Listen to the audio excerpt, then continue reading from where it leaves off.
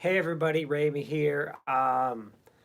Week 4 of coronavirus, kind of crazy. I've now been at home, trapped, literally for 4 weeks.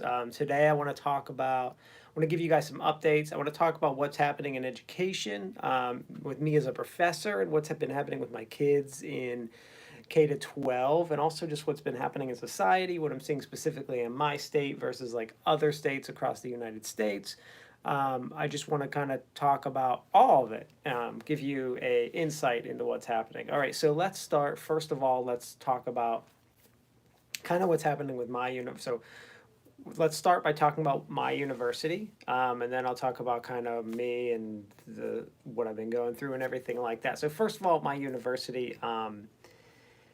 We're actually chugging along. I've been extremely busy, more busy than usual with the whole virus going on. I'm working on all my normal stuff. I guess it's my normal routine schedule is completely back, but the thing that's most challenging is that I'm doing it without as much support. Additionally, my kids and wife are all home and I'm more stressed, so it becomes harder to focus and concentrate as much as I would normally like to.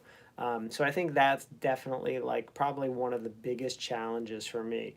I mean, my students are submitting all of their assignments, and I'm trying to provide feedback and trying to do that very clearly, and it's definitely a challenge. As I've mentioned in my other videos, I'm fairly lucky that my program is already online, so we didn't really have to make much of a transition, but it's still a challenge. So for example, today when I sent out, so I usually divide my classes up into 8 units. I had to basically change some of my assignments, and I had to cancel some of my homework activities that I normally do in my classes for the last 2 units because the students are really stressed right now. Some of them are losing their jobs. Some of them are, I mean, they're just stressed. Either they're working from home, losing their jobs. I mean, it's a very stressful situation. So, that's been happening, and I had to drop 2 assignments from each of my classes to kind of even them all out, and I had to push my classes into finals week, which I normally would not like doing. So, there's that. And then, so that's kind of what's been happening with me. I've been super busy, just stressed. So I'm trying to like plan for next year, and I'm starting this new esports certificate for undergrad and graduate students. So I have to figure out like how do I advertise for that and get that going when I'm not there to actually do anything. So that's all becoming a challenge, and I'm working through some of those issues. K to 12, my kids, so K to 12, my kids actually started today. And basically, we don't really know what's happening with my first grader just yet. His teacher sent a video, which was nice, with some updates about how she was doing. So that was really good for him. Probably all he needs right now is just an update and to see his teacher. My 9 year old, though, who is in third grade, is actually getting assignments. And what his teacher is doing is probably what I think is good for at least his age group. And since what's been happening is she gave all the students basically like a week's worth of assignments, activities, lessons to go through, that kind of thing, and he can do it on his own pace. That's going to work for me personally. For my family, I'm not sure how well that works for other families. I don't think K to 12 teachers can win right now. You're going to do one thing and it's going to not work for whatever reason. You're going to try the next thing and that's not going to work for a different population. So, like, no matter what you do, you're not winning right now. So, what she's doing is working for us. So, I think we're kind of happy about that. So, that's a good thing. I've been really having lots and lots of virtual meetings. I've been setting, I normally have a studio. My office is normally a studio, but I set up, like, you can see like the sheet behind me, the green sheet for a green screen. I don't really use this as my green screen, but I've been using it for more of my meetings. Um, just because I've been doing a lot of Zoom, and it's really easy to cut yourself out when you already have a green screen behind you. So I have a different green screen I usually use professionally, but this is kind of like my backup plan. And I kind of like it being as my background. It just makes it plain, which is simple. I really just need a better office that I could make as a studio. So that's kind of what's happening with everything. I've been, ironically, gaming has been becoming a lot more like anything entertainment that people can do from home is obviously becoming a lot more popular right now. So there's a new game that Riot put out, Valorant, and I've been playing a lot of that. It's in beta right now, but it comes out this summer officially. But I've been playing a lot of that. A lot of the kids, students in my esports club have been playing it as well. So I'm kind of excited about that. We're actually talking about holding an esports tournament in 2 weeks, which is really cool and excited. And I'll talk more about that next week if that's really what I'm going to do. As far as what's been happening in the world, it's kind of interesting. So, first of all, in my state, there's a big push for people to reopen. I mean, people are like, we want to reopen North Carolina. And I get it and I don't get it. So, let me talk about a few different points around it. So, first of all, um, as a matter of principle, I'm a prepper and I try to prep for stuff in life, like having food storage and being trained in how to defend myself and financially and stuff. But from a financial perspective, you should always, like if you talk to a financial advisor or go into any financial forums like Boggleheads or whatever, you're going to see that they always recommend having a 6 month emergency fund. If you can't afford a 6 month emergency fund, you ask yourself, what am I spending my money on that I don't need to survive? Things like, do you need internet to survive? TV? Do you need as much food? Do you need car payments? Like things like that. When we start to break down someone's financial plan, we figure out like where they're overspending. So I'm scared because I'm finding that we've only been out of work in North Carolina, like we've shut down for like 3 weeks, and people are talking about losing their homes already. And I'm thinking like, why does no one have an emergency backup savings? So my thoughts are that there's two reasons for that. One is that people just, when you're really poor and you're not making enough money, you can't really have a savings. That's a challenge, isn't it? But like, there's a lot of people in this situation that are living in like, houses nicer than mine that are running into this situation. I'm thinking like, why are you spending so much money per month that you're living paycheck to paycheck when you have like $100,000+ salary per year? Like, you should not be doing that. I get if you have a $30,000 salary, it's much harder to save than if you have $150,000. But it's the people who have that like $75,000 plus, $100,000 plus salary. If you're not saving, you're overspending. And that's an issue. And I think now's not the time to criticize, but I think when we get past this, we will want to look at that as a learning experience and ask, like, why were those kind of things happening, and how do we prevent that from happening again? So that's one of the things I'm realizing, that there's a lot of people not financially prepared to take any kind of break. And I'm also surprised businesses are in the same situation. Now, I get like a really small business can't do that, but like a larger business that's showing like a profit year over year, I'm wondering why they don't have any savings.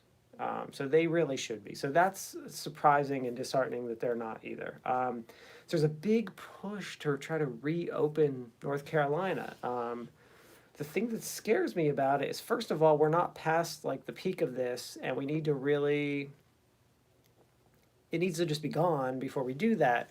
But since we didn't have tons and tons of cases in North Carolina, we're looking at like 5,000. You got to remember, we have 10 million people, so that's like a very small percentage because we've been social distancing.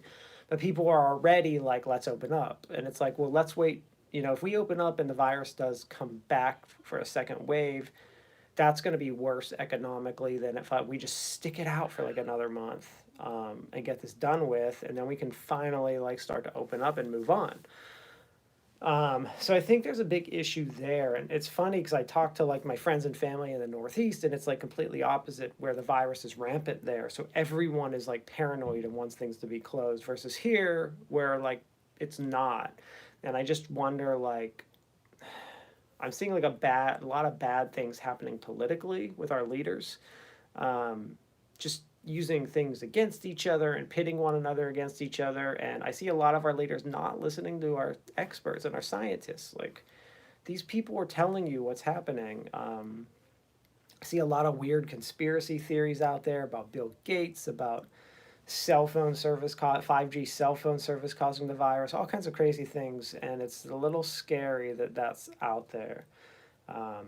So overall, that's pretty much like what's been happening, how things are going. I mean, this is week 4. It's my 5th week being quarantined. Week 4 of, uh, working, because I was on spring break the first week.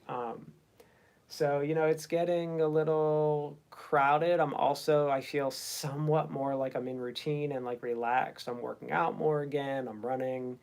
I have a really great place to run in my backyard. We have a pond, tennis court, and clubhouse, and I kind of run around it, and it's nice. It's like a good off the road. I can run on grass, which is nice for my knees. I've set up a little. I've had weights in my garage forever that I just kind of have collected throughout the years, and I kind of set it up as a nice little home gym. I can actually do like pretty much everything at home now, which is great. So I can work out. I feel good about doing that. It's starting to get hot outside, like hot, hot. I mean, I feel it like my office. The air's not on right now. It's like 80 degrees in here right now, but it's hot outside now. Like we're getting hot. We're getting into that summer. So it's like I want to go to the beach, want to go to the pool, but I know we can't. Just need to suffer for a little longer, and hopefully it'll be all over. So that's kind of, what I hope. But yeah, just I feel like the trend in the U.S. right now is, I think in the Northeast, they're scared, and I think people are scared, nervous, and they're also relieved that it seems like we're at the peak, and that might be there's like a light at the end of the tunnel. I think that's what's happening in the big cities where this is the hot spots. But I think everywhere else, I think is feeling the why are we closed down? We shouldn't be, because we're not a hot spot. And I'm not that person, but I feel like that's what I'm getting. I mean, I'm really feeling that in North Carolina where I am, and I think a lot of parts of the country are, and they want to get back to normal. I get it, but man, you do not want to get to normal when there's a virus with like an RO of 5 that's has a 2% death rate. Like, that's ridiculous. People keep claiming that the models have changed. Of course the models have changed. The models have changed for a number of reasons. They've changed because they were running under assumptions, and now the assumptions have changed. That's how statistics work. Like, I don't think people get that. And they also like don't understand even what the models are saying. Like, the models have went from, they were calling for 200,000 deaths, and then they switched down to 60,000 deaths. But what people aren't getting is they're saying we're only going to get 60,000 deaths if we remain socially distant in our current state until May 31st, like the end of May, like Memorial Day. Otherwise, it's going to go significantly higher than that. I can tell you that me and my family will not really be doing much besides going to the grocery store once a week, and that's to like pick up. We're not even going in until this virus is gone. And I don't mean like gone, but I mean like it's like not in my county anymore. And we're testing, and we're doing a good job of isolating and tracing cases, and quarantining really well and stuff like that, which is stuff we should have done from the beginning, but we didn't. So, but let's do it now so that we can actually move on. Because if we can just stay quarantined for a couple more weeks and get the cases down to like nothing, then do what China's doing, where we're isolating, tracing, quarantining, doing better checks, so still social distancing, but being able to enjoy life, I think we'll be a lot better off, and hopefully we can get to that point. I'm also hoping there's like a miracle and a drug is discovered that cures this, and like all that good stuff, that it just like goes away, whatever. Like, I hope that stuff too. Like, maybe the warm weather will have a bigger impact than what we think it will, and stuff like that. But that's kind of what's happening right now.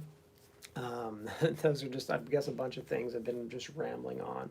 But yeah, it's crazy. It's interesting, And another big thing we're thinking about in higher ed, as just like a final note, is, and probably K-12, is like, what's the future? Like, summer seems like it's online.